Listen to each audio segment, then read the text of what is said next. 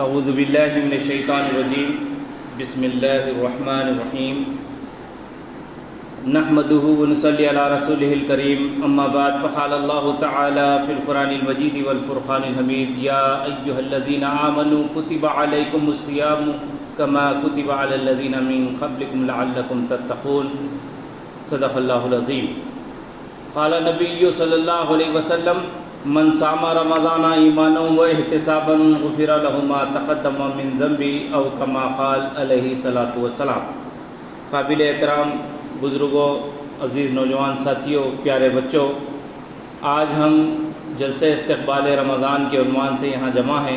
انشاءاللہ ماہ صیام، ماہ رمضان المبارک کے متعلق چند باتیں رکھی جائے گی۔ نبی اکرم صلی اللہ علیہ وسلم ماہ صیام کا، رمضان المبارک کا انتظار ماہ رجب سے ہی کیا کرتے تھے۔ چنانچہ نبی اکرم صلی اللہ علیہ وسلم نے دعا سکھائی، اللہم بارک لنا فی رجب و شعبان و بلغنا رمضان۔ اے اللہ، رجب اور شعبان کے مہینوں میں ہمیں برکت عطا فرما اور ہمیں ماہ رمضان المبارک میں داخل فرما۔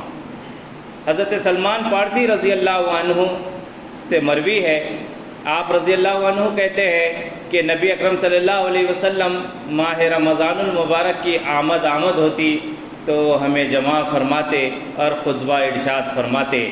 صحابہ اکرام رضوان اللہ تعالیٰ علیہم اجمعین کو ماہ رمضان المبارک کے شروع ہونے سے چند دن پہلے نبی صلی اللہ علیہ وسلم جمع فرماتے اور ایک خطبہ دیتے، جو ایک طویل حدیث جس کے راوی سلمان فارسی رضی اللہ عنہ ہے، اس میں نبی اکرم صلی اللہ علیہ وسلم فرمایا کرتے کہ اے لوگو، تم پر ایک عظیم مہینہ سایہ فگن ہے، شہر مبارکہ شہر عظیم، مبارک مہینہ اور عظمتوں والا مہینہ تم پر سایہ فگن ہے۔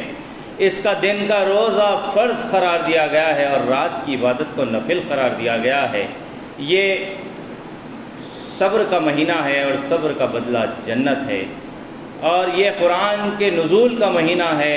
اس میں ایک ایسی رات ہے جو 1000 مہینوں سے زیادہ افضل ہے، اور اس مہینوں کو 3 حصوں میں تقسیم کیا گیا ہے۔ پہلا دہا پہلی تاریخ سے 10 رمضان المبارک تک یہ رحمت کا دہا، 11 رمضان سے 20 رمضان تک یہ دوسرا دہا درمیانی دہا مغفرت کا، تیسرا دہا 21ویں شب سے چاند رات تک یعنی شوال کے چاند تک، یہ تیسرا دہا نارے جہنم سے خلاصی کا، جہنم سے اپنے آپ کو چھڑانے کا، چھٹکارا پانے کا۔ یہ جو ہے 3 حصوں میں ماہ صیام کو نبی صلی اللہ علیہ وسلم نے تقسیم کیا۔ یہ طویل حدیث میں نبی صلی اللہ علیہ وسلم نے ایک بات اور ارشاد فرمائی کہ اس میں مومن کا رزق بڑھا دیا جاتا ہے، اور یہ اس مہینے کی ایک خصوصیت یہ بھی ہے کہ شہر المواسات ہے۔ اس مہینے کو شہر القرآن کہا گیا ہے، شہر الصبر کہا گیا ہے، شہر المواسات کہا گیا ہے۔ مواسات کا معنی ہے ہمدردی، غم گساری، بھوکے کی بھوک کو محسوس کرنا، پیاسے کی پیاس کو محسوس کرنا، خود جھیلنا، خود اور بھوک پیاس کے اس مرحلے سے گزرنا اور محسوس کرنا کہ عام دنوں میں بھوکے اور پیاسے کیسے جو ہے زندگی گزارتے ہیں۔ یہ ہمدردی کا مہینہ، غم گساری کا مہینہ ہے۔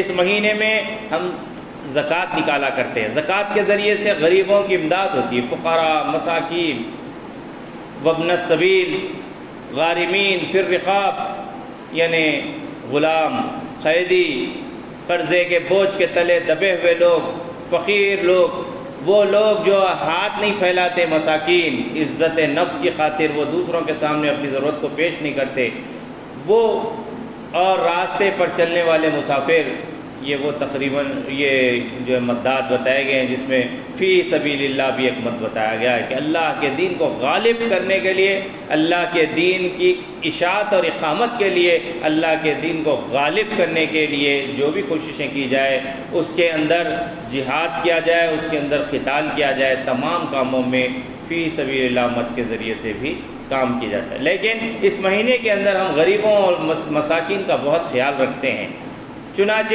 اس مہینے کے اختتام پر عید منانے کے لیے کہا گیا، یا ایھا الناس قد جاءتکم موعظۃ من ربکم۔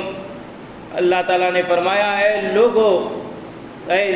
لوگو تم خوش ہو جاؤ کہ تمہارے پاس اللہ کی طرف سے ایک نصیحت آ گئی ہے، وہ شفاء لما فی الصدور، جو سینوں کے امراض کی دوا بھی ہے، اور ہدی و رحمۃ للمؤمنین، ہدایت ہے اور رحمت ہے مومنوں کے لیے۔ فلیفرحوا، جشن مناؤ، خوشی مناؤ، خوش ہو جاؤ۔ اللہ تبارک و تعالیٰ نے حکم دیا ہے خوش ہو جانے کے لیے، سورہ یونس کی آیت ہے۔ اس کے ذریعے سے عید الفطر منائی جاتی ہے۔ ایک مہینے کے روزوں کو مکمل کرنے کے بعد نزول قرآن کے مہینے کو ہم شکریہ کے طور پہ روزے ادا کر کے اللہ کا شکر ادا کرتے ہیں کہ اس نے ہماری ہدایت کا سامان قرآن مجید کے ذریعے کر دیا، اور اس قرآن مجید کو ماہ صیام میں، ماہ رمضان المبارک میں نازل فرمایا۔ اس لیے ہم روزے رکھتے ہیں اور اختتام پہ عید مناتے ہیں جس کا نام عید الفطر ہے۔ عید الفطر فطرے سے موسوم ہے۔ فطرہ وہ صدقہ ہے جو اپنے عبادتوں کے اندر جو لغزشیں، کوتاہیاں، کمزوریاں رہ جاتی ہیں، اس کا کفارہ ادا کرنے کا یہ ذریعہ ہے کہ غریب کو ہر انسان، ہر جان پر ایک نصاب کے مطابق اناج یا پھر اتنی ہی رقم، فطرے کی رقم اسے دی جائے گی، تاکہ ہمارے ساتھ وہ بھی عید کی خوشیوں میں شامل ہو۔ تو یہ مہینے کی فضیلت ہے۔ اس کے اندر سب سے بڑی بات جو ہے وہ نزول قرآن کی بات ہے کہ قرآن مجید نازل ہوا ہے اس مہینے کے اندر، اور جو کہ رہتی دنیا تک کے لیے ہدایت کا سرچشمہ ہے، محفوظ ہے، عند اللہ مقبول ہے اور مستند کتاب ہے۔ یہ اللہ تبارک و تعالیٰ کی طرف سے بھیجے جانے والی کتابوں اور صحیفوں کا آخری سلسلہ ہے، سلسلے کی آخری کڑی ہے۔ اس کے بعد کوئی اور کتاب، کوئی اور صحیفہ، کوئی ہدایت اللہ تبارک و تعالیٰ کی طرف سے نازل نہیں ہونے والی ہے۔ اسی لیے اس کے نزول کے موقع پر اہل ایمان سے کہا گیا، یا ایھا الذین آمنوا کتب علیکم الصیام، اے لوگوں جو ایمان لائے ہو تم پر روزے فرض کر دیے گئے ہیں، کما کتب علی الذین من قبلکم، تم ہی پر یہ بوجھ نہیں ڈالا جا رہا ہے بلکہ پچھلے انبیاء علیہ السلام کے ماننے والے پیرووں پر بھی اس امتحان سے ان کو گزارا گیا تھا اور یہ بوجھ ڈالا گیا تھا، اس عبادت سے گزارا گیا تھا۔ پھر اللہ تبارک و تعالیٰ آگے فرماتا، ایاما معدودات، چند دن کے روزے ہیں۔ رمضان کا چاند دیکھ کر روزہ شروع کرو اور شوال کا چاند دیکھ کر روزہ ختم کر دو۔ نبی اکرم صلی اللہ علیہ وسلم نے فرمایا، جس بستی میں، جس گاؤں میں، جس شہر میں چاند نظر آ جائے، اسی چاند کے اعتبار سے اس بستی کے اور گاؤں کے، اس قریے کے، اس شہر کے لوگ اعتبار کریں گے اور اس کے مطابق روزہ رکھیں گے اور روزہ ختم کریں گے۔ اس طرح سے 29 یا 30 دن کے چند دن کے روزے۔ اللہ تعالیٰ نے کہا، یا معدودات، اہل ایمان پریشان نہیں ہو جانا، ہم تمہیں 6 مہینے کے روزے نہیں کہہ رہے ہیں، 3 مہینے کے روزے نہیں کہہ رہے ہیں، بہت بڑی لمبی آزمائش سے تمہیں نہیں گزار رہے ہیں، بلکہ 365 دن میں سے صرف 29 یا 30 دن تمہیں اس آزمائش سے گزارا جا رہا ہے، اور اس کا مقصد ہے لعلکم تتقون، تاکہ تمہارے اندر پائسنس آئے، پائٹی پیدا ہو، تمہارے اندر اللہ کا خوف پیدا ہو، اللہ کی طرف رجوع ہونے کا جذبہ پیدا ہو، اللہ تبارک و تعالیٰ سے ڈر کے اس کی نافرمانی سے باز آنے کا جذبہ پیدا ہو۔ اسی لیے ہم تمہیں روزے رکھنے کے لیے کہہ رہے ہیں۔ پھر اللہ تبارک و تعالیٰ نے فرمایا کہ یہ جو قرآن ہے یہ کیا ہے؟ ھدی للناس، انسانوں کے لیے ہدایت ہے، ھدی و رحمۃ للمؤمنین، ہدایت ہے اور رحمت ہے مومنوں کے لیے، ھدی و بشریٰ للمؤمنین، ہدایت ہے اور یہ خوشخبری ہے، مژدہ ہے مومنوں کے لیے۔ تو قرآن مجید کا تعارف قرآن مجید خود کراتا ہے کہ لا ریب فی، اس کے اندر کوئی شک و شبہ نہیں ہے، الف لام میم ذالک الکتاب لا ریب فی، اس کے اندر کسی قسم کا شک و شبہ کرنے کی ضرورت نہیں ہے، کوئی تردد کرنے کی ضرورت نہیں ہے، کوئی پس و پیش کرنے کی ضرورت نہیں ہے۔ یہ وہ دنیا کی واحد کتاب ہے جس کے پریفیس میں یہ لکھا گیا ہے کہ اس کتاب میں کوئی نقص نہیں ہے، جبکہ انسان جب کتاب لکھتا ہے تو پریفیس میں لکھتا ہے کہ یہ انسانی کاوش کا نتیجہ یہ کتاب ہے، اس کے اندر کچھ لغزشیں، کوتاہیاں ہو سکتی ہیں، کچھ پرنٹنگ مسٹیکس ہو سکتے ہیں، یا کچھ مفہوم کی غلطیاں ہو سکتی ہیں، یا تاریخی حقائق اور روایتوں اور دلائل کی کچھ کمزوری موجود ہو سکتی ہے۔ اگر کسی کو نظر آ جائے تو نشاندہی کرے، ہر کتاب کا مصنف لکھتا ہے، لیکن قرآن مجید اللہ کا منزل من اللہ کتاب ہے، جس کے کتاب کے آغاز ہی میں کہہ دیا جا رہا ہے کہ لا ریب فیہ، کسی بھی قسم کا شک و تردد نہیں ہے، کسی بھی قسم کا ایرر اس کے اندر نہیں ہے، ایرر فری کتاب ہے۔ پھر اللہ تبارک و تعالیٰ قرآن کا تعارف قرآن سے ہی کراتا ہے، یہ کیا ہے؟ ام الکتاب ہے، ساری کتابوں کی ماں ہے، جتنی کتابیں صحیفے نازل ہوئے تھے اس کی ماں ہے۔ اس کے اندر وہ سارے ہدایت کے پیغام، اس کا ایسنس، اس کا جسٹ آ گیا ہے جو پہلی کتابیں گزر چکی ہیں۔ یہ ام الکتاب ہے، اس میں محکمات ہیں، کچھ متشابہات ہے۔ محکمات وہ ہے جو صریح حلال و حرام، جائز ناجائز کے احکامات ہے، جس میں کوئی پس و پیش کرنے کی ضرورت نہیں ہے، کوئی بیک اینڈ فورتھ جانے کی ضرورت نہیں ہے۔ We have to accept as it is. وہ جو ہے احکامات جو پرمیسیبل اور فاربیڈن چیزیں ہیں وہ بتا دی گئی کلیئرلی اس کتاب کے اندر۔ اور پھر کہا گیا متشابہات، کچھ ایسی چیزیں بھی ہیں جو ڈاؤٹ کریٹ کر سکتی ہے، جس میں اس بات کی گنجائش ہے کہ تم شک میں پڑ جاؤ یا کچھ تم شبہ کرو، ڈاؤٹ کرو، تو ایسی چیزوں کو اللہ کی طرف منسوخ کرو۔ جیسے اللہ تبارک و تعالیٰ کہتا ہے کہ فرشتے ہیں، ہمیں نظر نہیں آتے، جنات ہیں، جنات کو بہت کم لوگوں کو نظر آتے، جنات اکثر لوگوں کو نظر نہیں آتے، جنت دوزخ ہے، قیامت ہے، ساری پردہ غیب میں چیزیں ہیں۔ اس کے اندر اگر اس کو سمجھنے کی عقل، ہماری عقل، ناقص عقل سے کوشش کریں تو کچھ غلط مفہوم لے سکتے ہیں، اور یہ سمجھ سکتے ہیں کہ ان اللہ سمیع العلیم، اللہ تعالیٰ سننے والا ہے، تو کیا ہماری طرح اللہ کو کان ہے کیا؟ یہ اگر ہم غور و فکر کریں گے تو گمراہ ہونے کے خدشات ہیں۔ اسی لیے اس کتاب میں کچھ متشابہات ہیں جس کے پیچھے پڑھنے والے ان کے دل میں ٹیڑھ ہوتا ہے اور وہ گمراہ ہو جاتے ہیں۔ تو لہٰذا اہل ایمان کا معاملہ یہ کہ ایمان بالغیب ہے اس کتاب کے اوپر۔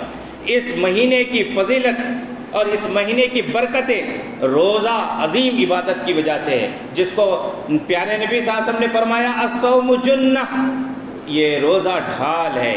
روزہ دراصل برائیوں سے بچنے کے لیے ایک ویپن ہے، ایک شیلڈ ہے، ایک ہتھیار ہے، اور اس کو اختیار کرتے ہیں تو ہم اللہ کی نافرمانی سے بچ سکتے ہیں، برے کاموں سے بچ سکتے ہیں، اللہ کے غیظ و غضب سے بچ سکتے ہیں۔ روزہ دار کے متعلق کہا گیا اس کے منہ سے جو بدبو آتی ہے، اللہ تبارک و تعالیٰ کو مشک کی خوشبو سے زیادہ عزیز ہے روزہ دار کے منہ کی بسان کو۔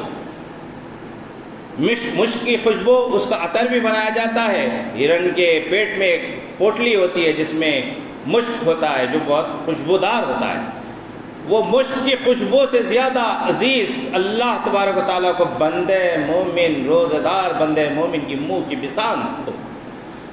روزے کی فضیلت یہ بتائی گئی کہ روزہ دار جب روزہ رکھتا ہے تو اسے دو خوشیاں ملتی ہیں، فرحتان، دو خوشیاں ملتی ہیں۔ ایک خوشی یہ کہ اللہ کے حکم کو میں نے بجا لایا، ایک روزہ آج میرا مکمل ہو گیا، اور دوسری خوشی اس وقت ہوگی اس کو جب کہ اللہ تعالیٰ حساب و کتاب کے میدان میں پکارے گا، کہاں ہے میرے مہمان، کہاں ہے میرے قاطر، بھوک اور پیاس کو برداشت کرنے والے روزہ دار۔ آج ان کی ضیافت اللہ کی طرف سے کی جائے گی، ایک شاندار دسترخوان لگایا جائے گا، وہاں روزہ داروں کو بلایا جائے گا۔ جنت کے 7 دروازے، اس کے اندر سے ایک دروازہ ریان نام کا ہے جو صرف روزہ دار اس سے داخل ہوں گے۔ یہ روزہ دار کی فضیلت ہے، روزے کی فضیلت ہے۔ روزے کے ذریعے سے ہمارے اندر حلال و حرام سے کی تمیز کرنے کی کیفیت پیدا ہوتی ہے، جھوٹ سے بچنے، حرام سے بچنے کی کیفیت پیدا ہوتی ہے۔ چنانچہ اللہ تبارک و تعالیٰ، اللہ کے رسول صلی اللہ علیہ وسلم نے فرمایا بہت سارے روزہ دار ایسے ہیں جن کو بھوک اور پیاس کے سوا کچھ نہیں ملتا۔ لوگوں نے پوچھا یا رسول اللہ کون سے روزے دار؟ تو نبی صلی اللہ علیہ وسلم نے فرمایا جو جھوٹ بولنا اور جھوٹ پر عمل کرنا نہ چھوڑے اور روزے رکھے تو ان کے روزے قبول نہیں ہوں گے، ان کو بھوک اور پیاس کے سوا کچھ نہیں ملے گا۔ تو روزے کی حفاظت کرائی جاتی ہے۔ روزہ ایک مشق ہے کہ بھوک پیاس، جو چیزیں عام دنوں میں عام حالت میں جائز ہے اس سے روکا جاتا ہے تاکہ امتحان لیا جائے بندے مومن کا۔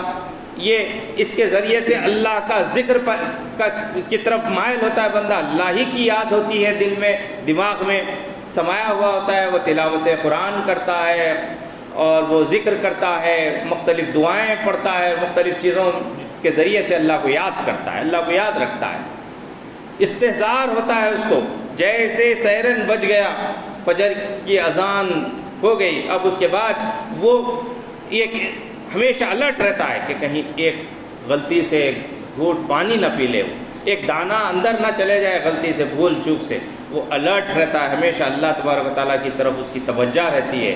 یہ ہے، اور یہ بہترین اطاعت کی مشق ہے۔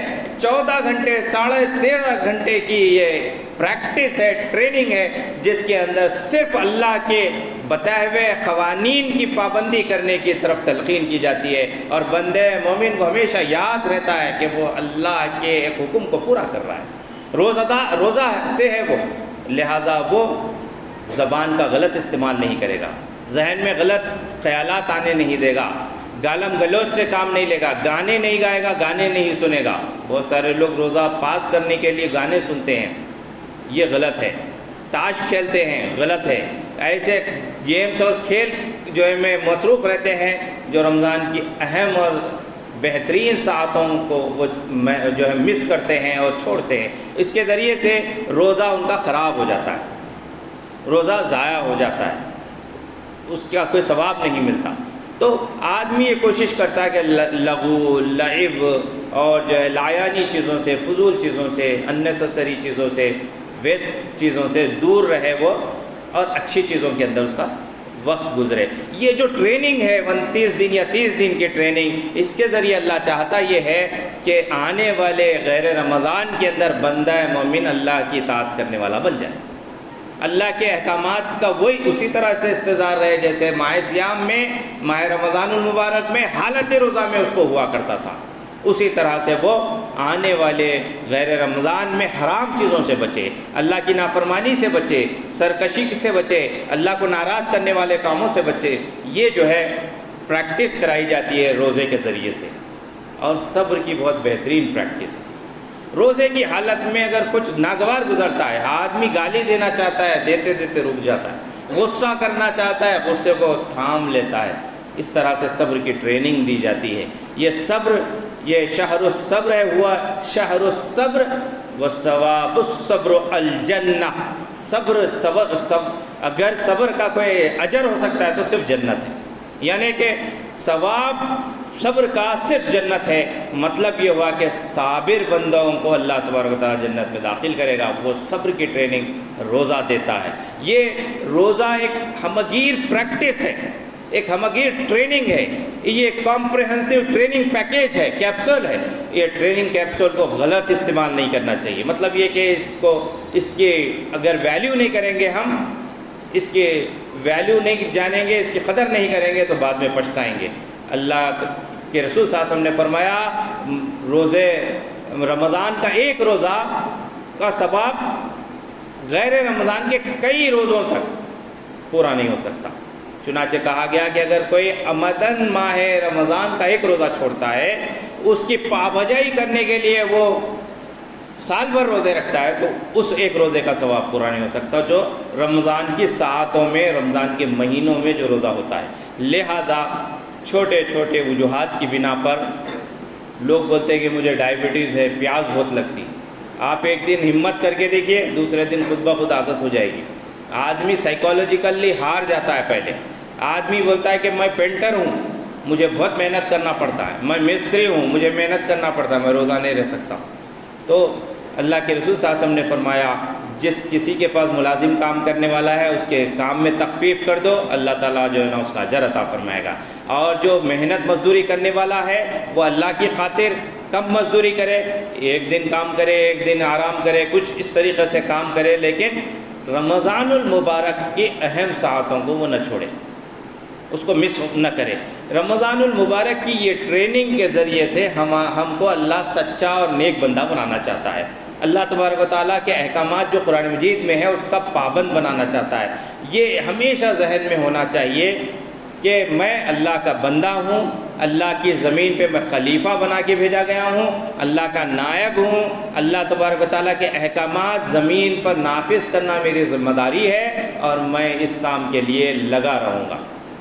حج کے اندر جو صفا و مروہ کی صحیح کرائی جاتی ہے، صفا و مروہ کے 7 چکر کرائے جاتے ہیں، اللہ کی پیاری بندی بی بی ہاجرہ کہ وہ سنت ہے جس کو زندہ رکھا گیا، لیکن اس کے پیچھے ایک لاجک یہ ہے کہ بندہ جب وہ صحیح کرتا ہے، بھاگتا ہے صفا اور مروہ کے درمیان، یہ عہد کرتا ہے اے اللہ تیرے حکم کے مطابق صفا و مروہ کے دو پہاڑیوں کے درمیان جیسے میں دوڑ رہا ہوں، تیرے احکامات کو بجا لانے کے لیے، تیرے دین کو غالب کرنے کے لیے جا کے میں اپنے مقام پہ ایسے ہی دوڑ لگاؤں گا، ایسی صحیح کروں گا، ایسی کوشش کروں گا۔ وہ ایک ٹریننگ ہے وہاں پر۔ اسی طرح سے رمضان المبارک میں بھی بندے مومن کو ٹریننگ دی جا رہی ہے کہ وہ اللہ کا سچا اور نیک اور پکا بندہ بنے۔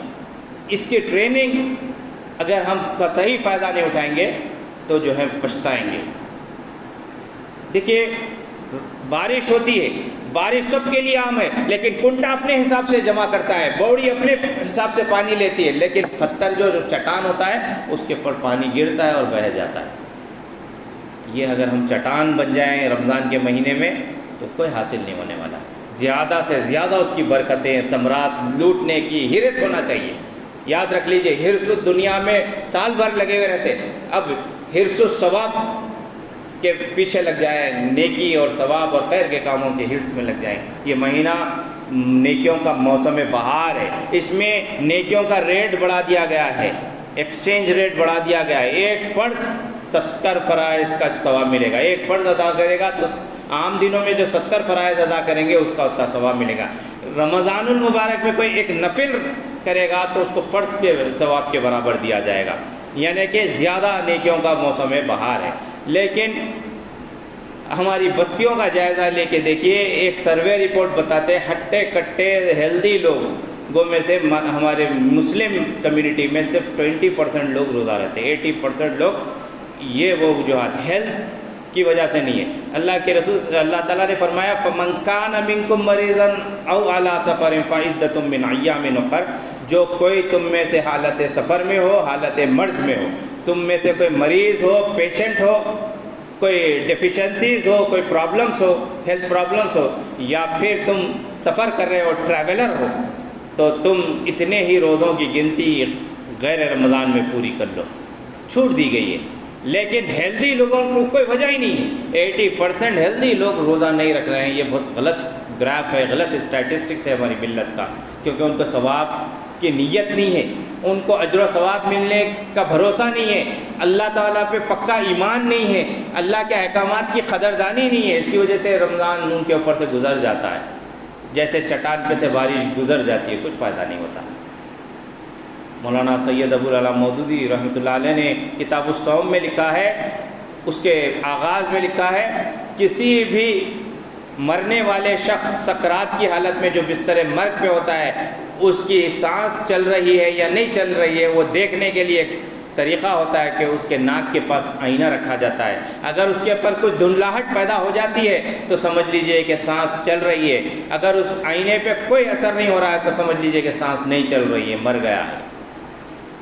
اسی طرح سے ملت اسلامیہ کی بستیوں کا جائزہ ماہ سیام میں لے کر دیکھیں، اگر وہاں پر کچھ نیکیوں کی طرف دوڑ رہے ہیں، لوگ نمازیں پڑھ رہے ہیں، تلاوت کر رہے ہیں، روزہ رکھ رہے ہیں، صدقہ خیرات کر رہے ہیں، سماعت قرآن ہو رہا ہے، تلاوت قرآن ہو رہا ہے، تو سمجھ لیجئے کہ ابھی زندہ ہے، قوم مری نہیں۔ ورنہ اگر کسی بستی کے اندر کوئی ایسے اثرات نہیں دکھ رہے ہیں تو سمجھ لیجئے کہ یہ بستر مرگ پر ہے، اب مرنے کا انتظار کر رہی ہے۔ تو اس طریقے سے جب یہ ٹریننگ ہم پوری ٹریننگ سے گزر جائیں تو اس کی مثال ایک مثال ایسی ہے کہ کوئی اگر مزیدار لذیذ غذائیں کھائے، ڈرائی فروٹس کھائے، طاقت کے غذائیں کھائے اور فوری ہی انگلی ڈال کے منہ میں نکال دے تو اس کے جسم پہ اچھے اثرات نہیں پڑ سکتے، اس کے پروٹینز، اس کے وٹامنز، اس کے کاربوہائیڈریٹ وغیرہ نہیں پہنچ سکتے۔ اسی طرح سے ہم ماہ سیام کے روزے، جیسے ماہ سیام میں نماز کے لیے دوڑتے تھے اور اس کے بعد شوال آتے، شوال کے چاند سے فری ہو گئے، جیسے شیطان چھوٹا ہم بھی چھوٹ گئے، آزاد ہو گئے۔ عید کے دن یا پھر عید کے قریب کوئی جمعہ کو سلمان خان صاحب کی فلم آتی ہے، نئی فلم، اور پورے جو ہے جو تربیت ہوئی تھی، تربیت گاہوں سے نکل کے تھیٹروں میں موجود ہے اب نوجوان۔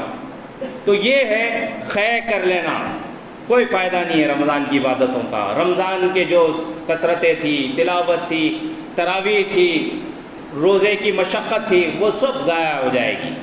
تو ہم کو یہ سمجھنا چاہیے کہ یہ جو حاصل کر رہے ہیں ہم اس کو ریٹین کریں، باڈی کے اندر وہ ایسیمیلیٹ کرے اور اس سے ہم کو انرجی ملے۔ تو اس کا طریقہ یہ ہے کہ بعد رمضان بھی ہم نمازوں کی پابندی کریں، تلاوت قرآن کریں اور مسجد میں تھوڑا سا وقت گزاریں، نیکی کے کاموں میں رہیں، خیرات صدقات میں آگے رہیں، خدمت خلق کا کام کریں، لوگوں کی مصیبت میں کام آئے، لوگوں بھوکوں کی ضرورت کو پورا کرے، پیاسوں کی پیاس کو بجھائے۔ یہ جب ہم کریں گے بعد رمضان تو وہ جو انرجی فوڈ ہم نے کھایا تھا اس کو اسیمیلیٹ کریں گے، ڈائجسٹ کریں گے اور اس کا اچھے اثرات باڈی پہ ہمارے ہوں گے۔ اسی طرح سے روحانی غذا جو ہم کو رمضان میں ملتی ہے اس کو ریٹین کرنا چاہیے، اس کو کنٹینیو کرنا چاہیے، تبھی جا کے ماہ صیام کی وہ ٹریننگ پروسیس کا فائدہ ہوگا۔ عزیز نوجوان ساتھیوں، آپ سے میں بالخصوص مخاطب ہوں کہ رمضان المبارک میں نوجوان ہٹے کٹے ہوتے ہوئے، ہیلدی ہوتے ہوئے روزے چھوڑتے ہیں چھوٹی چھوٹی وجوہات کی بنا پر۔ سر درد ہو رہا ہے، پیٹ میں درد ہو رہا ہے، سحری کھانا دل نہیں بول رہا ہے، سحری کے وقت اٹھنا دل نہیں چاہ رہا ہے۔ بعض لوگ بن سحری کا روزہ رہتے ہیں اور بولتے ہیں کہ میں 7 روزے رہا بن سحری کے۔ یاد رکھ لیجئے اللہ کے رسول صلی اللہ علیہ وسلم نے فرمایا جو سحری کے ساتھ روزہ رکھا جاتا ہے وہ زیادہ ثواب ہے اس کا۔ بن سحری کا روزہ سحری کی برکتوں سے محروم ہو جاتا ہے، وہ ثواب کم ہو جاتا ہے۔ اس میں کوئی کمال کی بات نہیں ہے میں 5 بن سحری کے روزے رہا۔ سحر کر کے روزہ رکھیں، اور لوگ 12 ساڑھے 12 1 بجے کھا کے سو جاتے ہیں، سمجھتے ہیں کہ سحر ہو گئی۔ یہ سحر نہیں ہے، نبی اکرم صلی اللہ علیہ وسلم کی سنت تھی کہ عین وہ جو ہے تہجد کے وقت پر سحر کے وقت اٹھتے اور اس وقت کھاتے اور عبادت کرتے اور پھر نماز کا انتظار کرتے، فجر کی نماز پڑھ کے جو ہے یہ ختم ہوتی۔ تو یہ جو ہے ہمارے اندر ایک جذبہ پیدا ہو، ایک ولولہ پیدا ہو، اس کے لیے 4 چیزیں ہیں۔ آخری باتیں میں بتا کے میں ختم کر دوں۔ پہلی چیز ہے عزم کریں، ریزالو کریں کہ یہ ماہ صیام سے ہم تربیت حاصل کریں گے۔ دوسری چیز یہ ہے کہ پلاننگ کریں۔ تیسری چیز یہ ہے کہ اس کے لیے کنٹینیوس سٹرگل کریں۔ چوتھی چیز یہ ہے کہ اس کو ریٹین کریں۔ یہ 4 کام ہم کریں گے تو یہ رمضان المبارک ہمارے لیے فائدہ مند ہوگا، ورنہ رمضان آئے گا اور چلا جائے گا۔ اس کے اندر لغو اور لعب چیزوں سے بچنا، لایانی چیزوں سے بچنا، اپنے ذہن کو، اپنے زبان کو، اپنے کانوں کو، ہر چیز کو محفوظ رکھنا یہ بہت ضروری ہے۔ بیکار ٹی وی شوز، فلمیں، موویز، بیکار کے ٹک ٹاک کے اننیسیسری کے ویڈیوز، پب جی یہ چیزوں میں اگر روزے رہ کے گزاریں گے تو روزے ضائع ہو جائیں گے۔ آپ کا پورا اٹینشن قرآن کی طرف ہونا چاہیے، اٹینشن اللہ کی طرف ہونا چاہیے۔ آپ روزوں کا صحیح فائدہ اسی وقت اٹھا سکیں گے جب اس کی قدر کریں گے۔ انہی باتوں کے ساتھ میں اپنی بات ختم کرتا ہوں۔ انشاءاللہ ہم سب عزم کریں گے، ارادہ کریں گے، منصوبہ بنائیں گے، اس کے لیے کوشش کریں گے اور اس کے بعد ماہ صیام کے بعد بھی کنٹینیو کریں گے۔ وآخر دعوانا الحمدللہ رب العالمین۔ جزاک اللہ خیر۔